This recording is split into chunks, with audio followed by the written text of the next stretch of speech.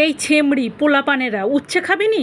আজকে তোদের উচ্ছে খাইয়েই তারপর ছাড়বো। এমনভাবে রান্না করবো না, তুইও খাবি আর তোর সাই গোষ্ঠীর সবাই উচ্ছে খাবে।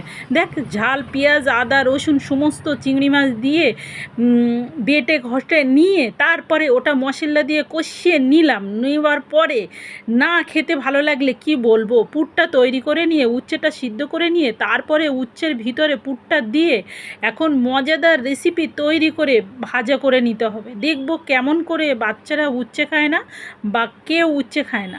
এইভাবে উচ্ছে রান্না করলে তো সবাই খাবে থালা পুটে। আরও 2 হাঁড়ি ভাত রান্না করতে হবে দেখতে পাচ্ছি।